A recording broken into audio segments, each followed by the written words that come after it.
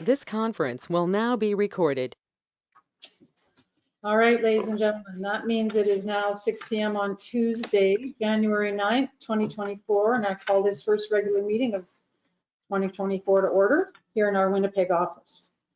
I respectfully acknowledge that we are meeting on Treaty 1 territory, the traditional lands of the Anishinaabe, Cree, Oji-Cree, Dakota, Assiniboine, and Dene people, and the homeland of the Red River Métis. We respect the treaties that were made on these territories. We acknowledge the harms and mistakes of the past, and we dedicate ourselves to move forward in partnership with Indigenous and Métis communities in a spirit of reconciliation and collaboration. Introductions around the table. I will start on my right. Erwin Kumka, and welcome to 2024. Councillor Chadsey, Ian Chatsey, Happy New Year. Councillor Axworthy, Councillor Randall, Hello, Happy New Year, everyone. Lon Turner. and Penny McMorris, Mayor. So thank you for everyone for being here. Didn't quite expect this many people. All right, we have a motion to adopt the agenda. Be it resolved, the agenda be adopted as presented. May I have a mover, please? Erwin, thank you. Second, Ian, thank you. Could we please add the accessibility plan approval for 2024 under new business? Anything else, gentlemen? Steve? Just a quick discussion on the garbage bins, making garbage bins mandatory. Can we put that under correspondence, information, announcements, or new business? Probably new business, I would think. Just it's a little bit more than that. Garbage bins. All right, thank you. Anything else, gentlemen? All right, hearing nothing. Nothing. Nothing's better. All those in favor. Graham, are you in? Yep, I'm in. Carried. Thank you. All right, we'll move on to our minutes of the December 19th, 2023 regular council meeting. Be it resolved, the minutes of the December 19th, 2023 regular council meeting be adopted as presented. May I have a mover? Thank you, Steve. Second, Ian. Thank you. We've had a chance to review the minutes, which were sent around electronically. Gentlemen, any comments, questions, concerns? They look fine to me. All right. Fine to me. All right, hearing nothing further. All those in favor? Aye. Carried, thank you. All right, up next is a delegation. We have Laura Jones, Wolfcraft. You have the floor. You're here to talk about Connaught Shoreline, Connaught South.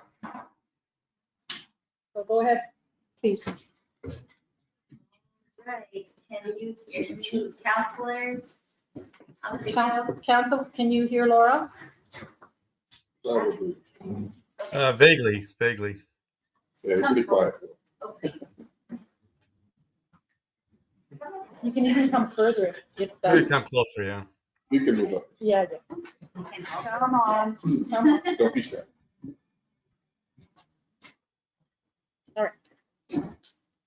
Hello, thank you for having us. I'm Laura Jones. I'm an application coordinator for a storm protection project along Reach 2 south of the rural or the RMBB Shoreline Management Plan. I'm the application coordinator, and you may remember me from such places as the application for protection along Reach 3, which is King Edward Alexandra. We went over a lot of history in that proposal, and like it or not, we've all become very familiar with the Baird report since that time. So we won't get into rehashing different sections of the report or the history that got us here today. But just quickly, that in 2014, when the Shoreline Management Plan was released, it identified, in addition to Reach 3, King Edward Alexandra, it identified Reach 2, Connaught South as being a high priority stretch in need of storm protection. In 2015, the update to the report that was released confirmed that the RM's commitment to prioritize Connaught South Reach 2 in addition to Reach 3 in terms of placing toe protection, stone armor along the Black. Reach 3 has now been armored. I'm feeling wonderful about that on a personal level because my family owns a property along Reach 3. So that work, although cleanup will take place in the spring, the rock is down and that part is complete. There are a couple of key differences between the two reaches that people who frequent the area are probably aware of, but just to make sure that everyone knows, one difference is that Reach 2 South didn't have any type of sandbag in place previously, and they've suffered more erosion and look to be in worse shape at the south end compared to Reach 3, King Edward Alexandra. The damage is quite significant, and we'll show some photos. Lon, I think you can dump it on screen. And for those of us here, we have a handout. And then the second point, just being a difference with between the reaches, is that Reach 2 South is less frequented than Reach 3, King Edward Alexandra, by beachgoers, and a large portion of it actually at the south end is not even usable as a beach because of the state it's in. So we could see those photos now just to give you a quick view. See if I can remember how to do this.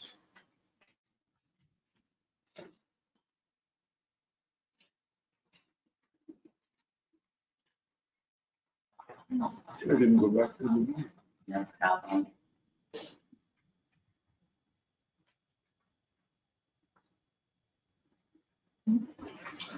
Sorry about this.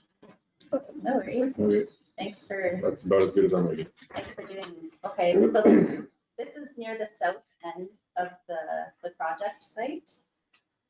As you can see, the crown land that's left has been undercut from wave erosion, and that's creating a hazard to the land itself and also the private property abutting it. It's also a safety hazard for people who may use the area at the top or the base of the bank. Scattered boulders in front make the beach unusable, and they are not doing anything to protect against storm waves. So move it. Then there's just a few photos showing as you move north along the project stretch. Here you can see at the top, you can see a couple of lawn chairs and a fence if you look closely. So that's the property edge there. And in the front, some large boulders again that are making that space not a usable space. And they're not doing much for protection. The next photo is just another part of that south end. This is still south of the 4th Avenue stairs. So moving along, the next photo shows the 4th Avenue stairs and slightly north of it. So the 4th Avenue stairs have been armored and reinforced in 2018 through an initiative, a joint initiative with the RM, and I understand a shoreline committee at the time who wanted to do kind of a pilot erosion protection initiative that could serve as a learning project for the community in our efforts to protect against erosion. And now we're at the point where properties on either side of this is the only, the 4th Avenue stairs is the only stretch that has protection against waves. And the neighbors on either side of the steps and from about 411 to 431 Sunset would like to install erosion protection as well. And Wolfcraft is the prime contractor who completed the work along Reach 3. And now he'll speak to some of the designs and plans for the project. Okay. If you want to just go back to that other picture there, Lon. Oh, yeah. Just for a reference point, if you look at the bottom, kind of in the middle on the right-hand side, right where the stairs are kind of, go to the right. Right there, you see a couple of, it looks like bricks there. So those are limestone blocks that were placed in the revetment area for the stairs. And the top of those bricks is about 723 feet above sea level. So just if people want to reference the height of what the proposed revetment heights would be along this reach, it would be approximately a foot higher than those bricks going north of the stairs. And on the south end of the stairs, the 7 properties there, the amount of erosion on the beach is more than on this side. So it would be about a foot and a half higher, or sorry, 2.5 feet higher than this revetment is At the bank. at the bank. And I forgot, I got ahead of myself. There's one more photo here. And then there's 2 more. Yeah, sorry. Can we go to the next photo? So this is showing the Fifth Avenue stairs. This is actually north of where the end of the project would be, and looking north towards the pump house. And just to note, this stretch of beach, there are several spans of where there's some protection in place and then not protection in place. And that's common along this stretch. And then if you go down one more, you can see an example of the toe protection that's been completed along King Edward Alexandra for reference. And that photo was taken very recently. The work is very recently completed. Just to give you an idea of what it looks like. And now I promise I'm done. Okay, so I guess we're here, I guess we're asking for council approval for the next phase of, or if you want to call it the next phase or this next part of the project. We've listened to the comments as we've been working there for the last month and a half. I would have to say there's been more positive comments than negative, but there has been both. Some of the concerns that were raised, one of them in particular from council when we presented back in August for the first part of the King Edward Alexandra portion, was that there was no engineering input into the design. So as the contractor and as the group, we've engaged with EngTech Engineering now to come out and assist with the design of the rock protection for this next portion. The suggestion has been that the properties that are north of the stairs, the design will be very similar in scope and size to the design on King Edward Alexandra. North of, sorry, do drop north of the 4th Avenue? North of the 4th Avenue stairs. 4th and 5th. The ones between 4th and 5th, yeah. There's 4 properties that'll be adjacent to the stairs, the next 4. So if you're down on the beach from that set of stairs to the next set of stairs that you would see on the beach, that would be the area. And that would be very similar in scope and size to the King Edward Alexandra stairs. On the other side, it's a lot different in that the amount of erosion is more severe there. There's more of an undercut. And we've had 2 meetings now with the engineering firm. We have not finalized the design for that yet. We met today with one of the representatives to do a survey of the elevations there, and he had issues with his GPS material, his instruments. He was able to take measurements, but they have to extrapolate them back down, so I can't really speak too much of the design.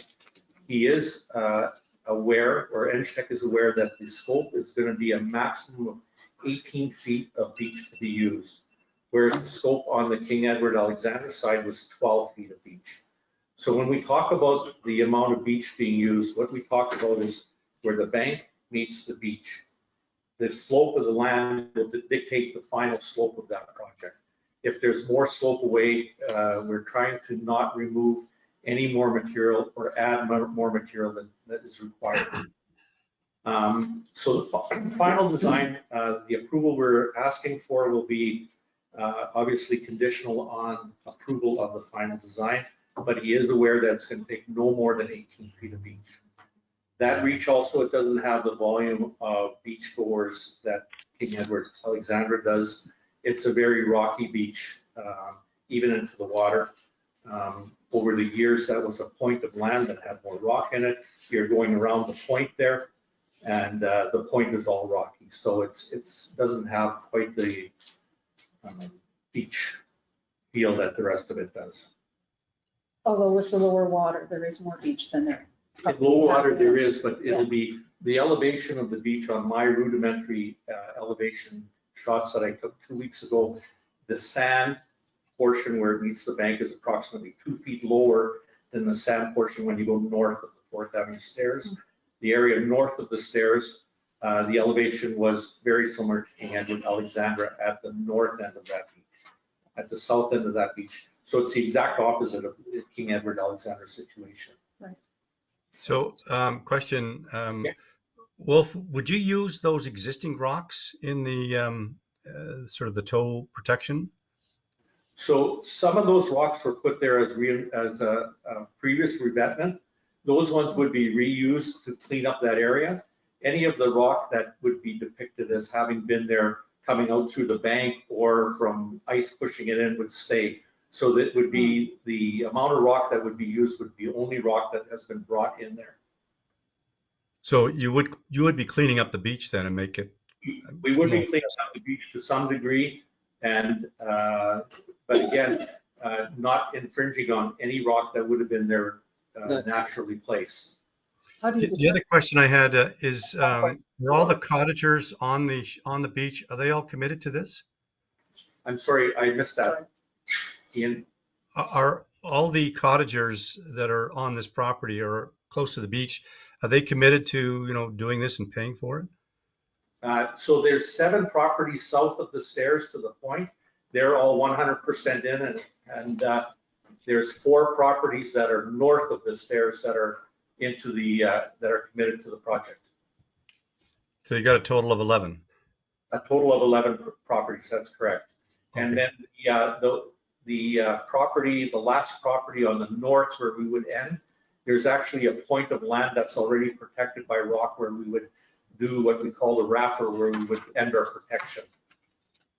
Got it. Thank you. Belon, can you go back to the earlier picture, please? Well, looking at this photograph, can you describe where the revetment would go? Is it going to be behind those rocks? Yeah. Yes, totally behind those rocks. So explain to me how those rocks have not performed in terms of preventing erosion of the bank, whereas your proposal will. So those rocks would have protected the bank for quite some time. The difference is that now what's happened is that the elevation where the bottom of those rocks is approximately 716 feet. At the So toe, 716 at the toe? No, where the sand is, where you see the sand there? That's at the toe. Yeah, but the pile of rocks is only about 3 feet high, so your top protection there is only 719. Right. And in the last storm, the water level came up to about 721, plus the wave action, so it overtopped that. So what would your height be maximum at this site? Our proposal right now is calling for an elevation of between 725 and 726 Okay. at the south of the stairs. Going north of the stairs, it'll still be 720. And it'll be pushed back against the bank. It'll be pushed back against the bank, and the rock that you see there, which we feel because of the way it's placed, was all man placed there, not by nature. So that would be incorporated and would clean up the beach in that area. So in essence, this revetment was simply not high enough. It was not high enough, but it also had no geotextile cloth No. behind it. It was It didn't, permeable. or the filter cloth, it didn't have an amount of smaller rock behind it to allow for drainage. So, it was the rudimentary way of protection back in the day. Just let's take a bunch of rock and pile it against the beach. So what we're doing now is we're incorporating more of a, if you want to call it an engineered design with a little more thought put into it. Good. And it's hard to tell depth in pictures. Yeah. Right? But I've walked along that stretch in the last 2 weeks, and there's a significant undercut near the base of the bank. There's a significant overhang. We figured it out to be about 8 feet, so there's about an Yeah. 8-foot tunneling there. Yeah. And these rocks are probably about 25 feet out from there. Yes. They're So- far, yeah. So it's about 25 feet from where the base of the bank is, but then you've got a bank overhanging it by about 8 feet. Yeah. It's And you can see the roots hanging down from some of the trees on the top, and there's just further north than this photo, there's was it an oak tree, I think, when I was down there? Just on this side here. And the yeah. roots are just hanging, and it's gonna take part of the bank with it when it goes. It's a lot worse there than King Edward and Alexandra in this area. Yeah. For sure, a lot worse. And So, yeah, so residents are really, really worried about it. So what was the, what's the slope then of this toe protection? So this tool protection would still be approximately the same as the other one. 2 to 1? Around a 2 to 1 because we're going higher and lower. So the top elevation would be, like I said, 725, 726. The bottom elevation would then be around 715, whereas the other one was 716. So we'd end up with a lot. That's why we need 18 feet instead of 12. So how high would that, the back part of that be from the beach? Is it 6 foot height or 8 or? Well, again, it would be about 8 feet at this, where you're seeing here. Okay. This one would be more.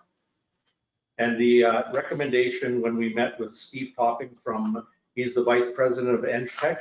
He was out on Friday to give us a final inspection on the King Edward Alexandra portion. And then we walked to this site before it snowed.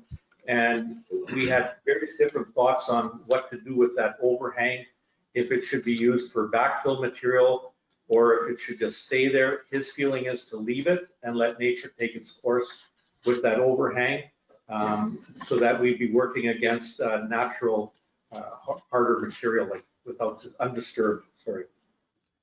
Is the cost the same? Is it $40,000 per cottager? So the cost has not been fully established till we have the final engineered report. The estimate that we gave them was the same parameters as the last one. I can tell you that the last one came in considerably below, at the low end of our estimate. And I'm Nice. that this one's going to come in at the high end.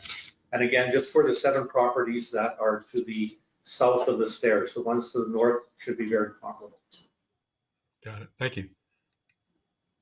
I would like to thank you for listening to council and considering to engage ENGTech as a consultant on this matter. I think one of the lessons we learned in the first go around was the public outcry was focused on not having an engineered design. And I think we appreciate the efforts that you're making to adjust that. So, thank you. I can't see council. Is there any way to get them back, Lon? Well, I'd have to just keep doing this till somebody shows up. I don't know what happened. We see you. Oh, can you? Yeah, We I can't- don't know what, Oh, they're behind. are they? Oh, Steve's got his hand up. sorry, I'm Great. sort of technical, not really. All right, so thank you. Steve, go ahead. I mean, just to be more specific, is that Wolf had mentioned that it was close to an engineered design. So given that ENGTech has been working with you thus far on this design, are they prepared to sign off on the design and put their stamp on it? So what we're doing here, to be very clear about this is just an erosion protection project. This is not a slope stabilization, bank stabilization project. This is just an erosion protection project. So there would be no engineered stamp on this because we're not doing any kind of geotechnical drilling or anything, which would be related to the slope stabilization requirements. Steve made that very clear, and I understand how the differential is. He did indicate that for, let's say there's one empty property that we're going to be doing the toe protection on. And if someone were to come and wanted a building permit for that one, that would require slope stabilization studies and bank stabilization studies. So what we're doing is strictly a toe protection with an erosion control measure. So there would be no stamp on this, but it would have the engineer's involvement on it, Steve. And I know, Steve, I think last time you were concerned that an engineer hadn't vetted the project to see if there could be like a critical fail point. In this case, my understanding is that ENGTech will develop the designs themselves along with the specifications on the drawings for the storm protection, right? They're gonna do the drawing? Yeah, The quote that we got from ENGTech was to do design and drawings for the project, along with the required survey of elevations and a cross-section drawing. So just so that I know that I understand this, you're saying that ENGTech is going to be working directly on the design and drawings. Correct. Okay. I would think those drawings are going to be stamped.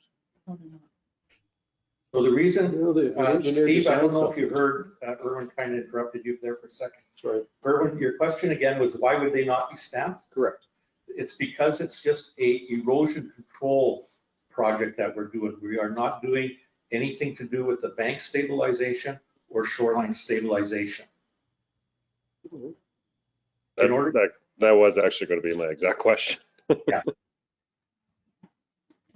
what they're going to do is sign off on the design, correct. right? If they're doing the design, they're going to put their name to it. Correct. But it's for the purpose of a toe protection rather than slope stabilization, I think, if I hear that correctly. Correct. Any other questions, council? Oh, sorry. No, I could mention too, so for the 4th Avenue stairs, that particular project was also designed by ENGTech. So yes, Was it? 100%. You found out? I did, yeah. Okay. Yeah, no, I looked it up. So that particular project was designed by ENGTech, so they have familiarity with the area and also with lessons learned, so to speak, from that particular project. Okay. Gentlemen, anything else? No, I'm good. Nope, we're okay. So I guess what we're, again, the request here by the delegation is for a conditional approval. And the conditions could be numerous, but that way we know that council is backing the project, and as contractors, we could get started on doing this. We can tell you that as a group, we've been in touch with the other interested parties such as Fisheries and Oceans, and we have gotten confirmation back with them with regards to the project. And we are still waiting for the province. Yeah, so we've been in touch with the province, and if they have any requirements, we'll follow them, but we haven't received any as of yet. What about access to the beach? Good question. So access to the beach, we're proposing to come down at the 5th Avenue stairs, which is where the access was, excuse me, when we did the 4th Avenue project. We've been in contact with, there's a community garden there. We've reviewed the site, and we've come up with, we're going to basically put down protection over top of the garden. There's bulbs that are in there for the winter.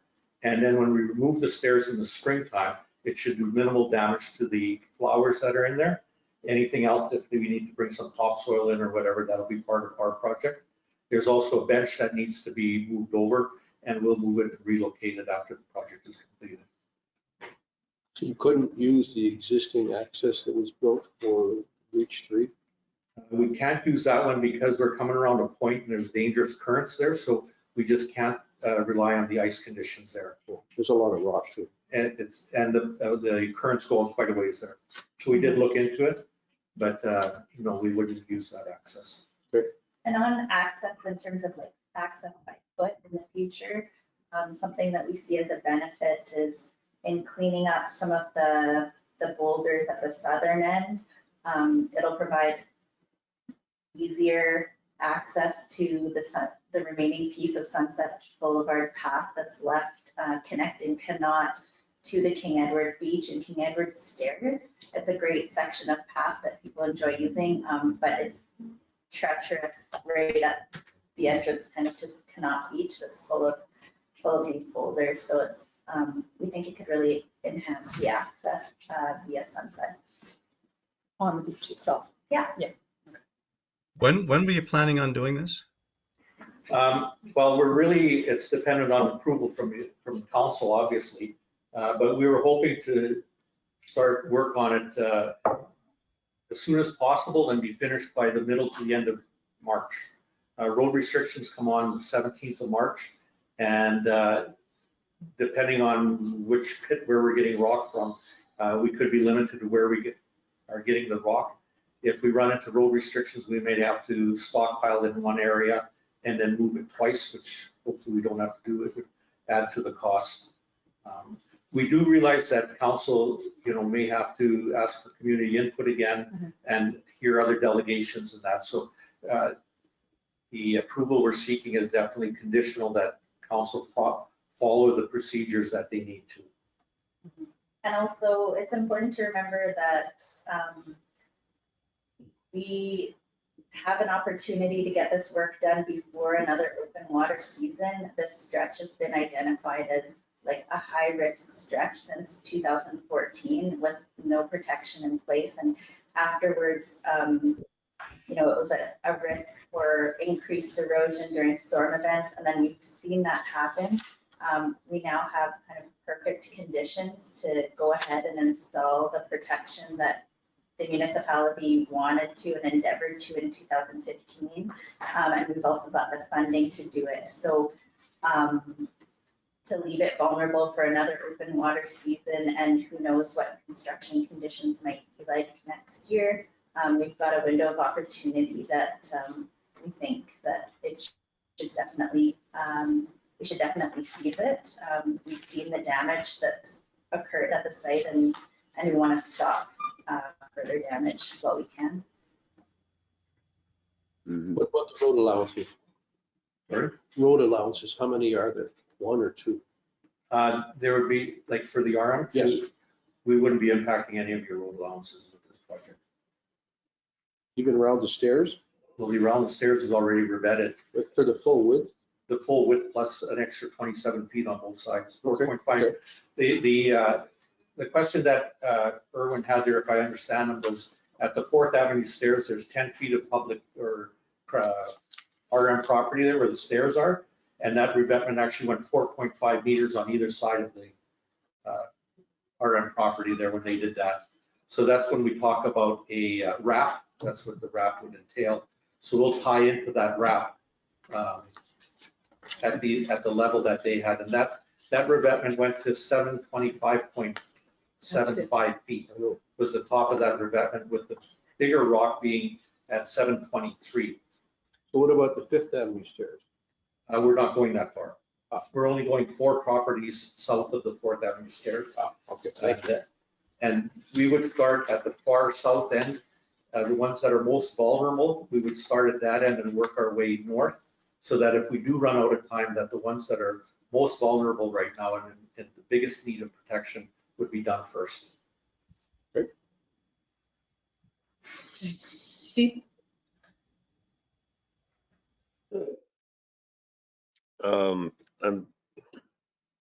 I suppose I'm more confused than anything else with the idea that this is erosion protection versus slope stabilization, because effectively you're trying to prevent the undercutting of the bank, so then that way the bank doesn't collapse. And so that would be slope stabilization. And with erosion protection, you're more so just trying to make sure that it doesn't erode. But ultimately, right now, we're talking about the same thing. You're trying to make sure that the bank doesn't collapse, and that the undercutting is stopped and the erosion is stopped. So I suppose where I'm getting stuck here is that you're going after erosion protection, okay, but then we're saying that the bank is going to be left to its own, but if it collapses, then you're back to square one with the erosion, which is, yeah, I'm at a loss to understand why one, not the other, and why you wouldn't be, yeah. So I'm trying to process in my head right now what you were telling me as to the goals of this and what the engineer said. So I'm not sure if you might be able to help me through this, but it's just, this is the part that I'm getting stuck on. Could I speak to it a bit? So if you see at the King Edward project along Reach 3, the slope of the bank is very steep, and we anticipate that over time it will slump naturally because it's not sustainable to stay that steep. But what we know and what we've seen over and over again over time is that when the water is high and the waves hit the toe of the bank, it eats away at the bank and creates erosion, and we're simply trying to stop that and to slow it down. We know that that force is coming. We know that when the waves come up, they hit the toe of the bank and they eat land, and so we're blocking that. We're trying to block the storm wave erosion. And like, of course, in doing so, that's great, and it will have a lot of different benefits, but we're trying to put up a barrier against that storm action. Okay, and then not to rehash what we just went through, but then why was that method chosen for that particular stretch? I understand that the forces are different here, but ultimately it was the same goal, was it not? To protect the undercutting from when the waves were hitting the toe of the bank? Yeah, yes, you're right, Stephen, that the slope stabilization that he talked about and that we're talking about here would require taking some of the weight off the top of the bank as well and sloping the bank back and reseeding it and all that. And there's just not the room for that or the funding for that. So once again, this is meeting halfway to what could or would be done if required for other requirements, I guess, if you needed it, but that's not what we're asking for right now. It's just the erosion protection. So we're drawing a line in the sand so no more material gets taken away from the bottom of the bank where it meets the beach. Okay. As opposed to dealing with what's on top. Okay, Graham? These additional 11 properties, we could think of it in terms of phase 2 of the erosion protection. That should require a fresh application on the council designed form that pertains to work on crown or municipal land. Laura and Wolf, you're well aware of the form that I'm referring to, so I think we would like a fresh one that we could approve or not. Yeah, certainly. We'll have that to you within probably tomorrow. It's mostly out. Okay. Yep. So have you heard from Mr. Topping in terms of when he'll have a design ready? Well, he's working on it right now within 2 weeks. So we should have one for the next council meeting. I'm certainly not comfortable giving you any conditional approvals today. I think there's just too much information that we need from a design perspective. And the form, which is a minor part of this, and I think the public, this is some of the public is hearing about this for the first time, or very fresh. So I think there will be some concerns that need to be addressed. We wanted to bring it to your attention as quickly as possible because we know that the public is concerned about it. And so with the engineer being willing to provide a design, we didn't want to wait until we had the design in hand. We wanted to make sure that we could bring it to everyone's attention as quickly as possible. And I think you've done a great job doing that. Yep. Thank you. Yeah. I'm still uneasy and unclear as to whether or not we've got the engineers signing off or not signing off. I have difficulty with a drawing that's prepared by an engineering firm that does not carry a stamp. So would it be possible to have Mr. Topping provide us some clarification on that? So because I mean, at the end of the day, what we're looking for is someone who can offer an opinion as to the appropriateness of the design and whether or not it's consistent with Baird. Could we get that from Mr. Topping? Can you put that in writing to me, that question, that I can have Steve answer correctly? He did answer that question for us on Friday in a way, Steve, in a way that I understood it, and I think you did too, right? Mm-hmm. And it has to do with engineering standards and when they put a stamp on, that stamp means something other than just the drawing. It's based on something that is back in the background of their expertise and their training that relates back to putting that stamp on. And let's let him explain. Yeah, I think if he explains it, Yeah, instead of me trying. I'll work on the He question. could just zoom in for the next meeting and explain it. Well, I see what. We'll draft the question and. Yeah, you can draft the respond. question, get it to me, and then I'll forward it to Steve. I have had a chance to talk to Mr. Topping and the contractors over the King Edward and Alex project, and everyone involved on the project, on the sand, was very impressed with one another, found each other easy to work with. You made some changes, I know that Steve asked you to make. You know, it was a really good relationship. I think it was a great partnership for us to have our engineer overseeing this and for him to want to be involved in this next phase of the project. I'm very pleased with, he's an exceptionally knowledgeable guy. He started the Shoreline Erosion Technical Committee, so he knows his stuff. He knows Victoria Beach. Yeah, Oh, yes, yep. so I'm thrilled that he wants to be involved. Yeah. Anything else that you wish to add? No. You're good, Tim? I'm good. Okay. Okay, Thanks for your time. thank you very much. All right, you're good there, gentlemen? Thank you. All right, let me find mine. All right, we will move on to accounts and finances. Be it resolved, the following list of accounts be approved for payment. Accounts payable check 11886 to 11913 in the amount of $61,612.86. May I have a mover, please? Ian, thank you. Steve, second. Thank you. Ian, any comments on the accounts? Oh, just a couple. As you mentioned, it was $61,000, 26 checks. Smaller items. The bigger item was income tax at $23,000. But the smaller items, there was a pump out for $4,400 for various septic tanks, I guess. Fire department bought some clothes, $4,500. The Traverse Bay waste was $5,000. And I guess we spent some money on legal services for about $6,500. That's pretty much it. And some of those septic service fees will be going back to, for instance, the Victoria Beach Club and they're not all ours. They'll be billed out. Okay, I didn't know that. I was quite surprised when I saw them all. I didn't realize that we were paying for everybody's septic. I mean, Well, I think it's a if you want, one-time, you can add mine to the list, you know. So that'll be allocated back to last year. it'll be allocated, yeah.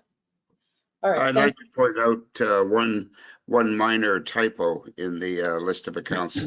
The payable to Yonkers Plumbing for the toilet, it mentions the police RTM. It's not the RTM.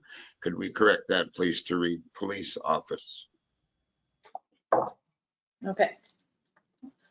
All right, anything else, gentlemen? All right. All those in favor? Aye. Carried.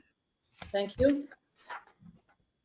All right, business arising from the previous meeting, the Shoreline Advisory Committee. This keeps coming up, gentlemen, and now after we've heard this delegation tonight, we know it's important. I sent a couple documents out, Lon sent a couple documents out. We've heard from some residents on their thoughts. I'd like you to have another look at that. I'd like to start moving this forward. Is there any comments you'd like to add, Steve? Go ahead. Yeah, the one comment or I suppose question that I had was only why the geotechnical engineer who's would supposedly be on this, why would they have voting rights? It says non-voting. Non-voting. Yes, that was the question. Why they would have non-voting rights? Yeah. Correct. They wouldn't be able to vote on a project. They would be able to provide advice. Yes, that was my question, is why would they not have it? Because they have the expertise that it was asking, like effectively being set up for.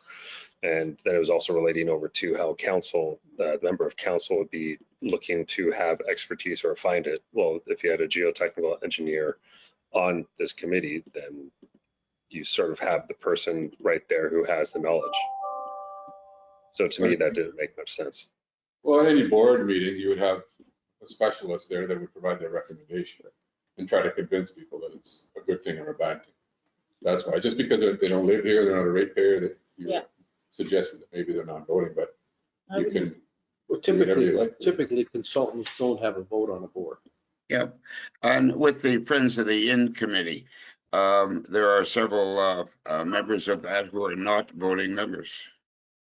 So that precedent's been set. No problem. No, I just hope you can understand like what my confusion, because it says, and I was able to pull it up here. Membership of the committee will be appointed by council, who will seek members with areas of specific expertise to provide advice and objective reasoning towards the goals of shoreline and beach management. Well, it seems to me as though you have one if you have a geotechnical engineer on that committee. So that is the part that is very confusing to me, but I suppose we can talk about that afterwards. Okay. I'm quite fine leaving it as non-voting, like given Lon's rationale. They're providing advice, but they aren't taxpayers, and everyone else on this list is a taxpayer, right? So, Well, a member of council is also non-voting. well, we would have to vote at it at the council table. Correct. Right. But, yeah. But we don't have a veto at the committee level. But I noticed we've got it at about 5 voting members plus 2 non-voting, and anything larger than that, and you can't get together. We struggle to get in the same room here, and we're 5. So, Sorry, that was my fault today. that's okay. That's okay. I'm just saying, if it's too big, you're never going to come to a decision, and you're never going to get together. It's going to be much more difficult. So, I think this is a great start.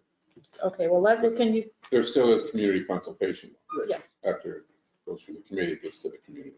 right, in some form. Yeah, so.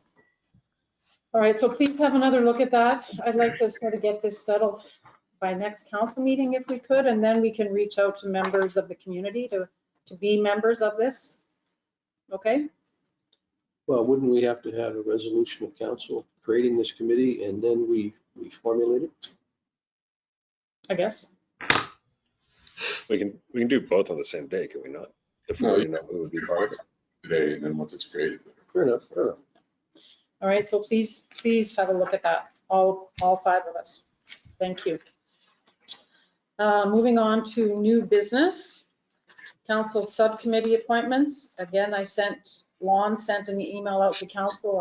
I also, I think, sent the same one, asking you to have a look at the committees to see if there are any changes or updates.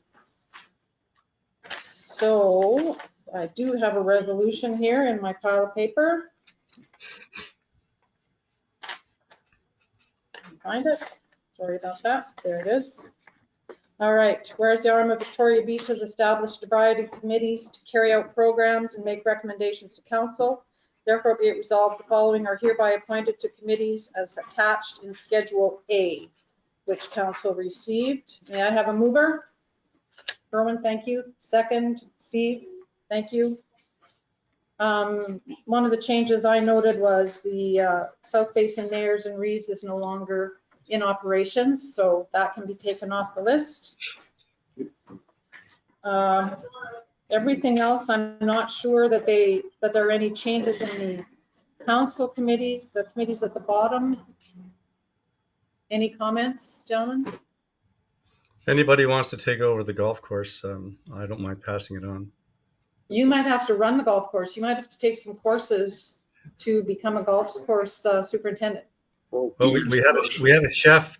We have a chef from Gimli that's interested in the job, but Yeah, it's not going to cut it. Okay, I'm not a golfer, but anyway. I don't mind. Steve, you don't mind?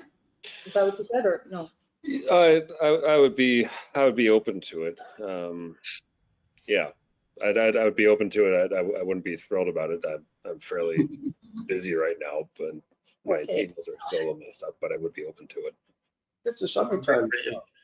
Good for you. Thank you, Steve. The rest of the list looks okay to me. Okay, You're just gonna roll everybody over? yeah, I think so. Yeah. Yeah. And Steve, you're gonna do golf then, or? Or do you want to do it with Ian, perhaps? I don't mind doing it. I'd need to get caught up on everything that's going on, anything that I haven't received. But yeah, that's something that I would be able to figure out. Ian, would you be okay if you do it in conjunction with Steve? That Oh, lets you- absolutely. No, I was just making the comment. If somebody wanted to switch one of their committees for the golf, that's really what I was asking.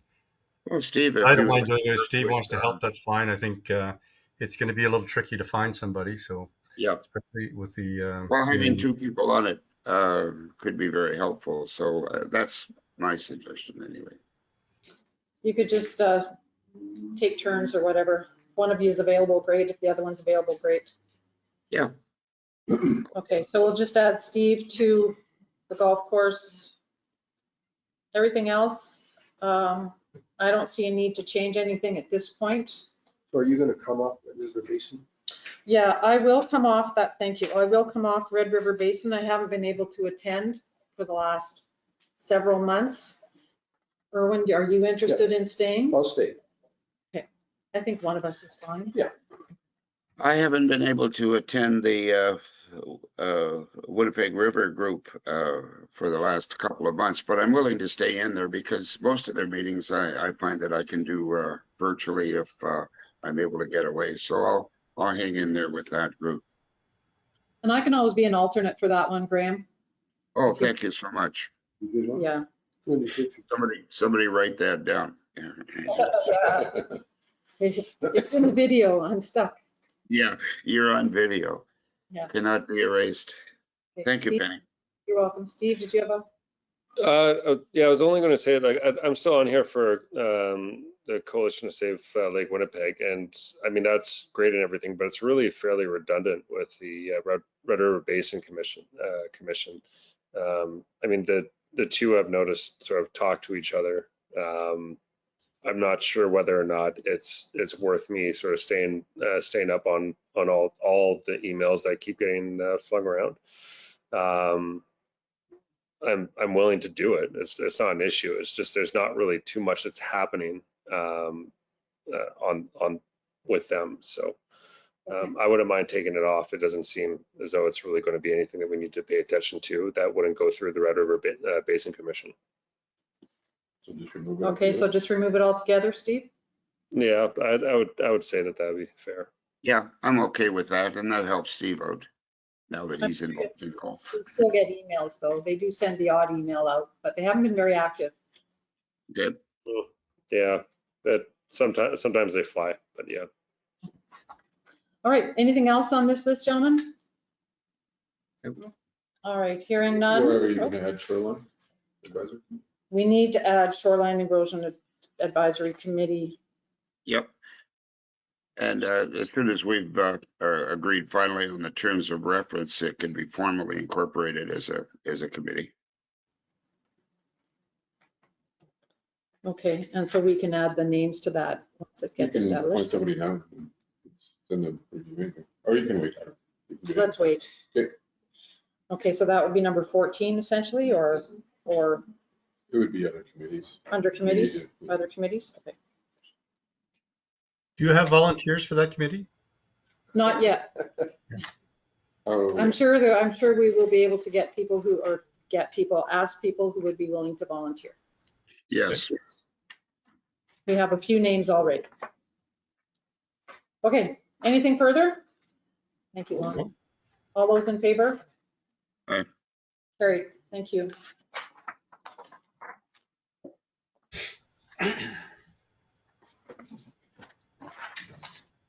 All right, we'll move on to tax sale year designation. Lon, I don't seem to have my, thank you. Oh, I do have it, You have sorry, it? okay, yeah. Whereas section 365(2) of the Municipal Act provides that council may in any year designate the immediately preceding year or any earlier year as the year for which properties, the taxes in respect of which are in arrears for the year, must be offered for sale by auction to recover the tax arrears and costs. Be it resolved that the designated year for which properties in arrears be offered for sale by auction be 2023, meaning all properties with outstanding taxes from the year 2022 or prior, And be it further resolved that in accordance with section 363(1) of the Municipal Act, costs shall be the actual costs incurred for each parcel listed for the tax sale, plus administration fees of $50 as set forth in Manitoba Regulation 50/97. And be it further resolved that the tax sale be held on Wednesday, November 13th, 2024 at 1 p.m. at the Arm of Victoria Beach, Winnipeg Council Chambers. May I have a mover? Ian, thank you. Graham, second.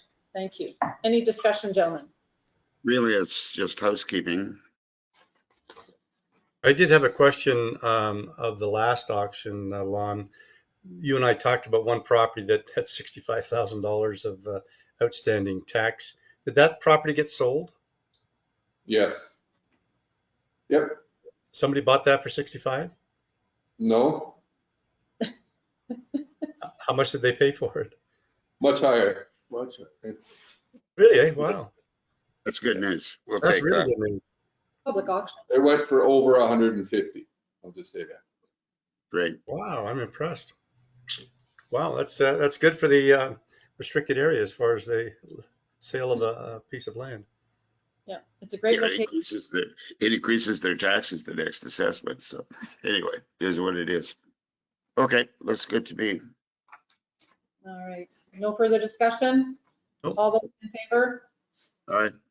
Carried. Thank you. Moving on to the Green Team. Be it resolved, the Arm of Victoria Beach Council confirm its support and approval of the 2024 Manitoba Urban Hometown Green Team Grant application with respect to the municipality's Community Safety Officer Program. Total grant requested $22,890.34. May I have a mover? Erwin, thank you. Second, Steve, thank you. Gentlemen, any discussion? This is pretty straightforward. Yep. And that helps to defray the CSO budget. Yep. And we were successful last year, correct? Yeah, it's the right thing to do. All right. Any further discussion? All those in favor? All right. Carried. Thank you. Cross-country ski trail maintenance. Be it resolved to approve the cross-country trail maintenance memorandum of understanding as attached and authorize Mayor McMorris and CAO Turner to sign the MOU. May I have a mover? Steve, thank you. Second. Ian, thank you. This is just an update from the previous agreement, which was due to expire or about to expire or did expire. It's another 2-year contract with the volunteer groomers for the cross-country ski trails. And they might actually have a bit more snow out there, which is great. The Got a agreement bit is this week. very well for us up to now. No changes in the agreement. No changes in the agreement. Yep. Nope. The works don't fix it. Just the dates, that's it. All right, any further discussion? All those in favor? All right. Carried, thank you. You'll talk to the Crouses about that? Okay, thank you. Oh, moving right along, 2023 operating deficit, Victoria Beach Water Treatment Plant. Whereas the water treatment plant at Victoria Beach incurred a deficit in the 2023 operating year, whereas the Municipal Act requires municipalities to apply to the Public Utilities Board for approval of the deficit and recovery methodology, therefore be it resolved to approve the 2023 operating deficit and to recover this deficit using a rate rider as attached in Schedule A. May I have a mover? Ian, thank you. Steve, second. Thank you. Lon, did you want to talk to this or do you have any? Not really. Do you have any questions? I have a question. You say it gets, you're able to get the money back. Who do you get it back from? I don't know what you mean, get it back from.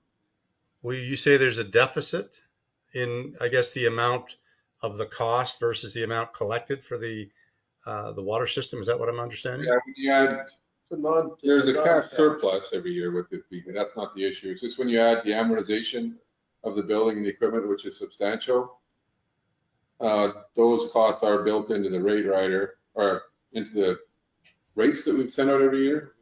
Just sometimes when our expenses go up, which they have been over since 2021, which is the last time we raised rates. The wages have all gone up and the equipment, maintenance, everything's all gone up. But when you add in those extra expenses, then you add amortization, it puts it into a deficit position for the year, and that's DUB wants us to apply to recover that. And we don't have enough money in the reserve. We don't have enough money in the working capital surplus to cover the size of deficit that happened in 2023 because we applied for previous years to handle it. So the only method really we can cover that deficit is through a rate rider application. Yep, so we Does raised does that mean that you're going to increase taxes or increase the rate that people pay for the water? I'm just trying to understand how That's you. correct. Well, the users of the Victoria Beach Water Utility will get a secondary bill. It's a water bill. Yeah, water bill. Okay, that makes sense. That makes sense to me. Thank you. Any other questions? Pete?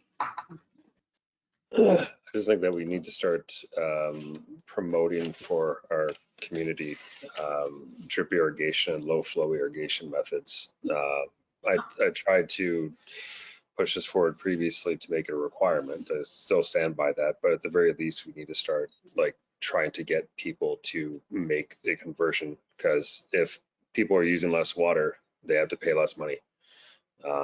And I mean, if you take a look at where the lake is, we might be going into another drought year. And again, anything we can do to sort of limit our water usage is going to be a really good thing, both for us fiscally, but then also for the lake in general. Conserving water is one thing, but we all pay, as users of the Victoria Beach water plant, the same fee, a flat rate, no matter how much water we do or don't use. So yeah, we can all conserve water. That would be a good idea for sure. Well, there's chemical, there's the chemicals that go into it. There's the electricity that goes into it. There's different, like, you know, if the thing's not being used as hard, then that's going to limit how much expense you have. Well, yeah, but the way it's structured now, we'd have to see a pretty aggressive water conservation before our costs in running that water plant would reduce to the extent that we could reduce rates. So it is what it is. It needs to go up now, and we'll keep an eye on it in future. Well, It sounds to me like the problem is that if you have a fixed rate and I'm using twice the amount of water that Steve's using, I mean, that's the problem, right? How do you correct that? Yeah, but metering everybody is a horrendous expense. We looked into it. It's not feasible for a seasonal water system. The meters would have to be indoor, and the majority of the residences are not winterized. No, I agree. I just Well, pointing it out. Yeah, that's why I was saying we should start promoting, and I didn't say mandate as I was asking for previously, but promoting at the very least low flow irrigation methods, because if people start adopting them, then the pressure on that system goes down.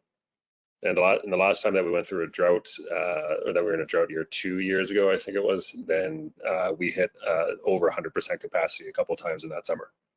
Okay. Even days for lawn sprinkling. How about no lawn sprinkling? Anyway, that's another conversation. Yep. All All right.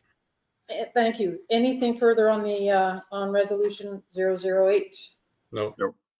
All right. All those in favor? All right. Great. Thank you very much. Carried.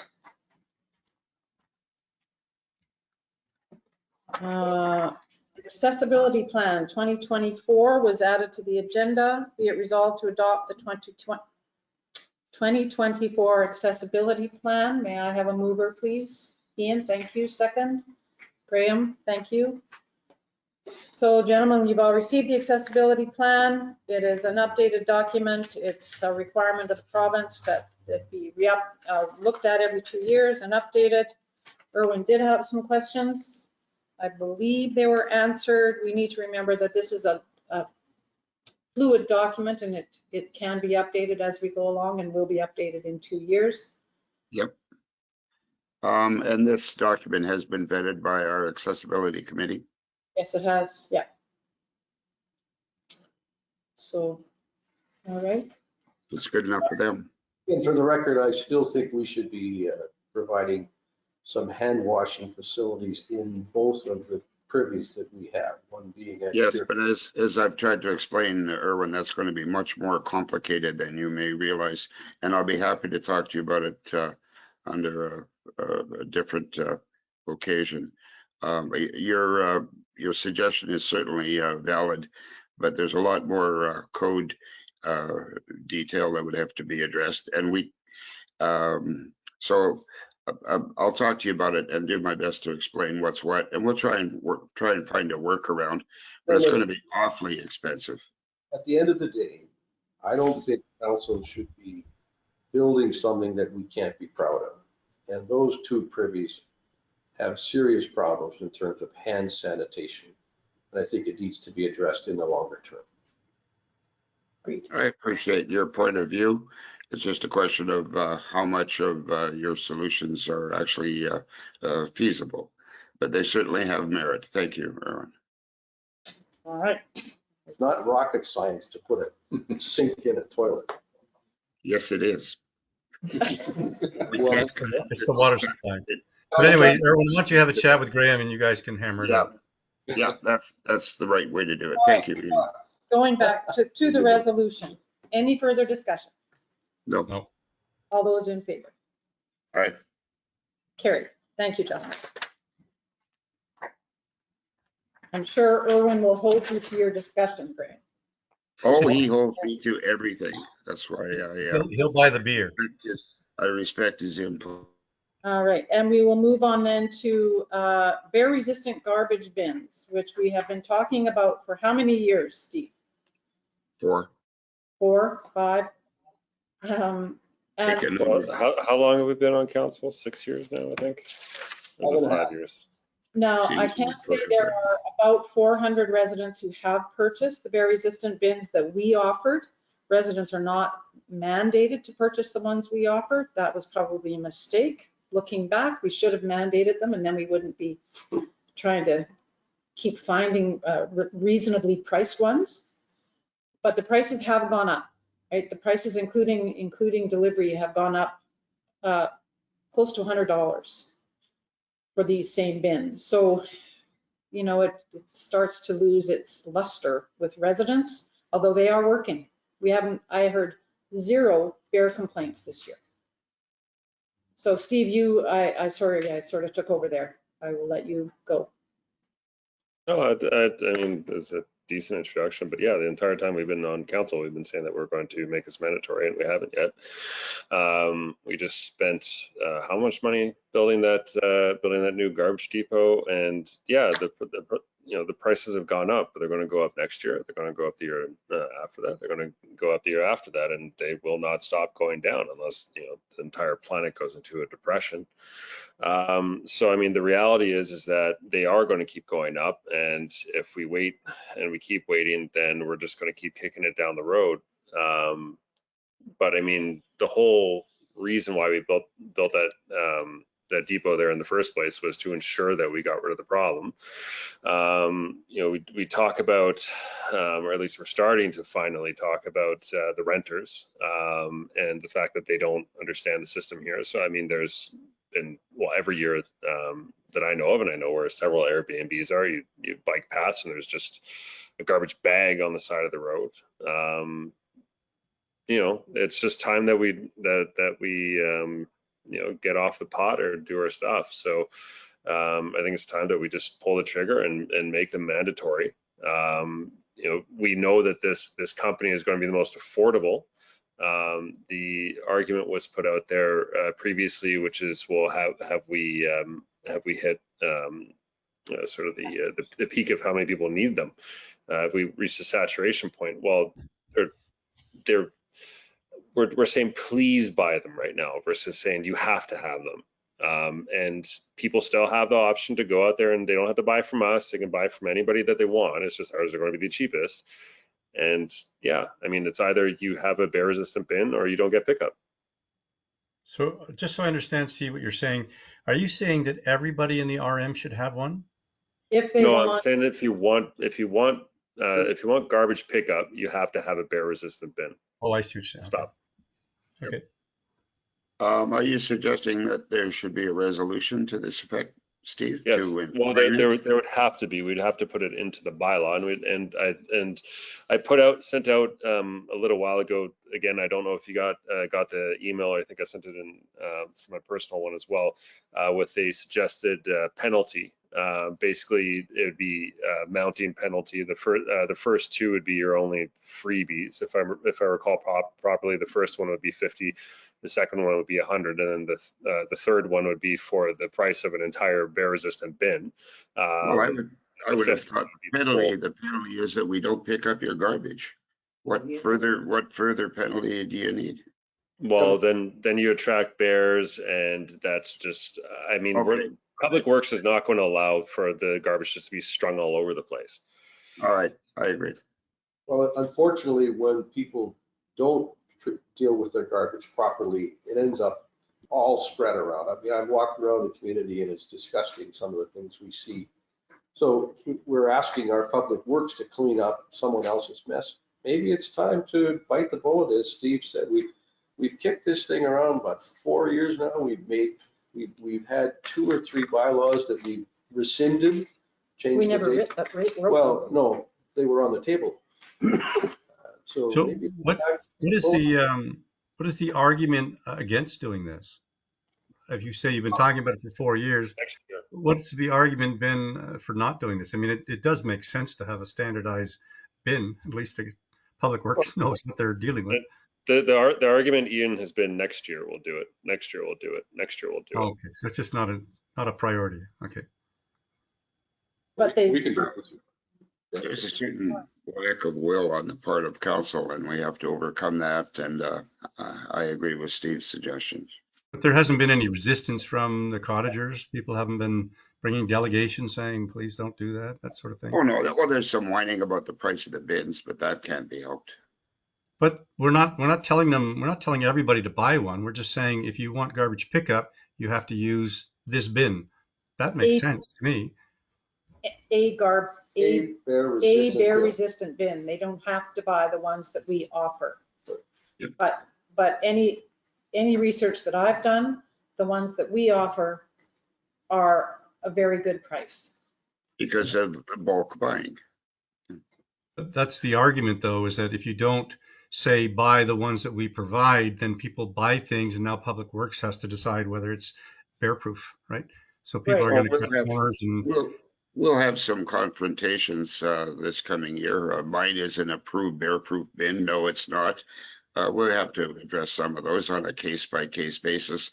But to get back to Steve's suggestion, some form of fine for those people who insist on putting their stuff in garbage bags by the side of the street to feed the bears. It's sort of a two-pronged approach. So Steve, can you maybe talk with Lon about drafting something up? Great. Yeah. Thank you. Well done. All right, moving on to correspondence, information, announcements, protective services.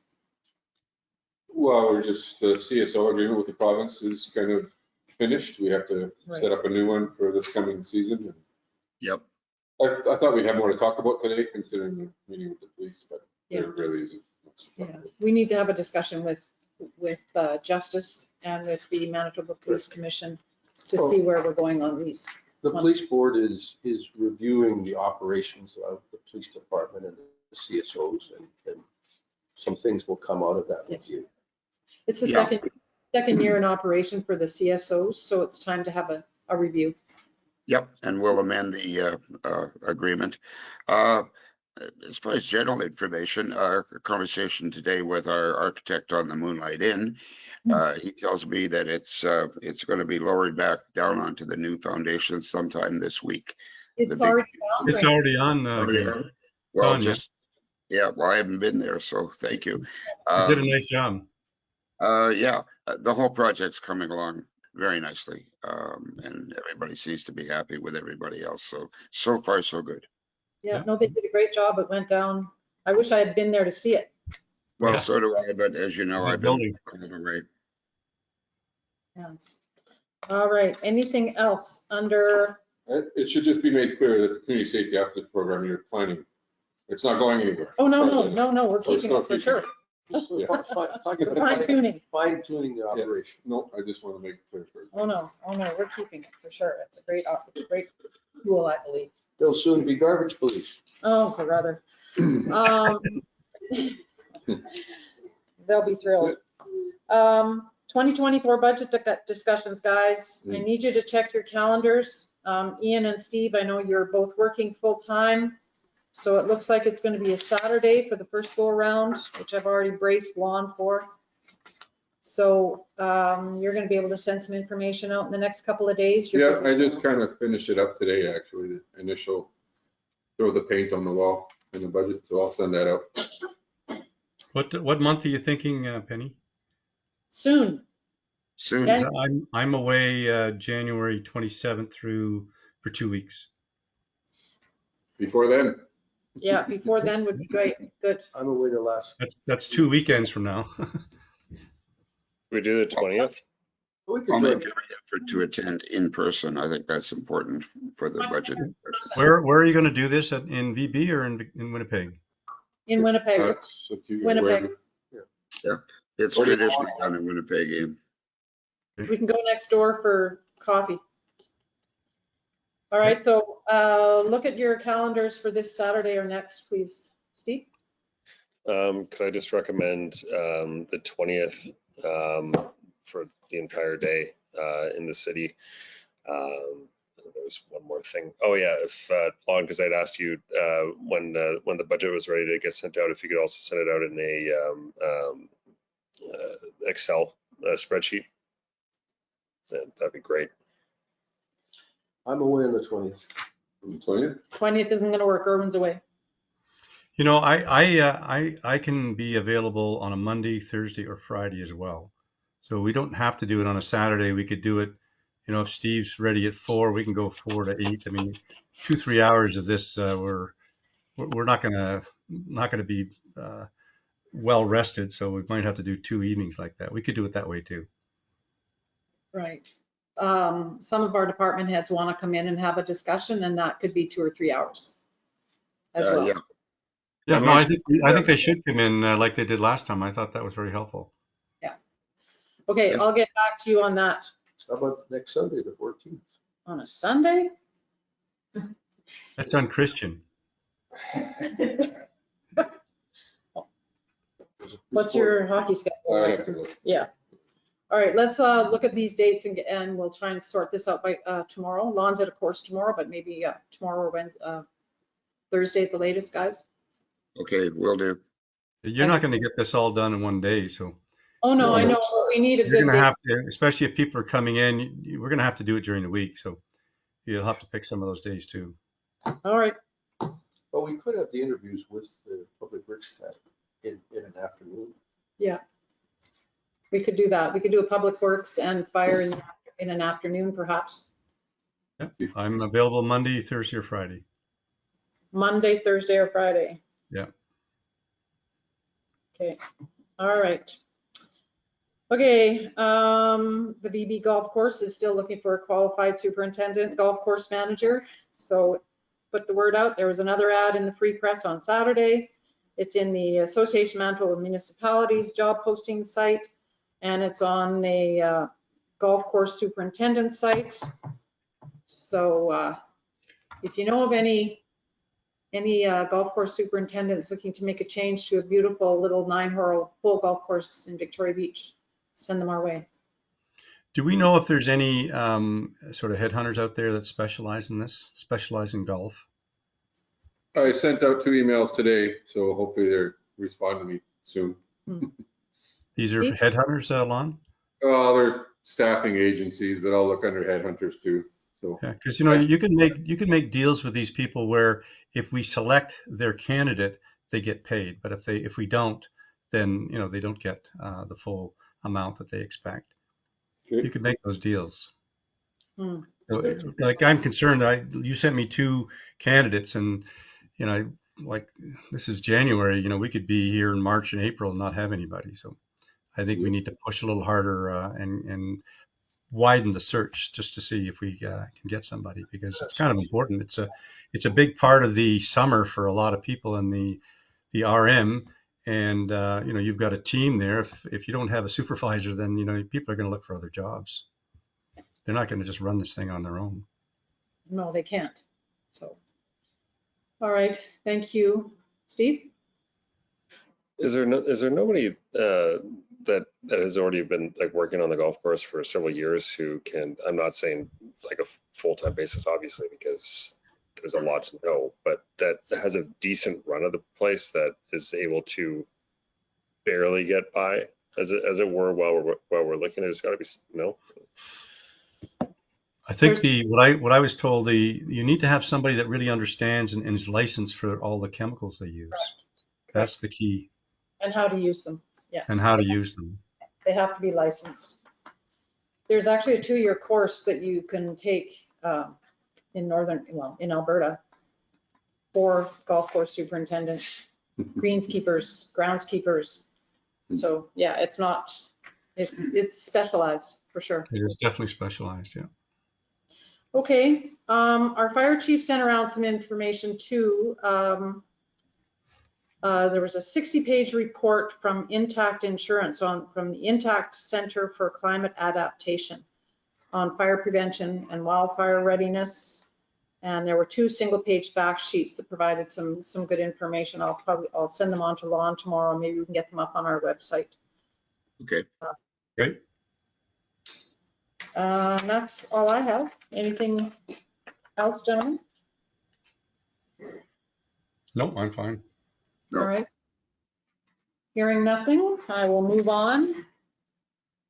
Be it resolved that the January 9th, 2024 regular council meeting be adjourned. Next meeting on Tuesday, January 23rd, 2024 at 6 p.m. at the Victoria Beach, East Beaches Social Scene. May I have a mover? Thank you, Graham. Second, Steve. All those in favor? Aye. Thank you, gentlemen. Thank you. All right. Thank you. Is this the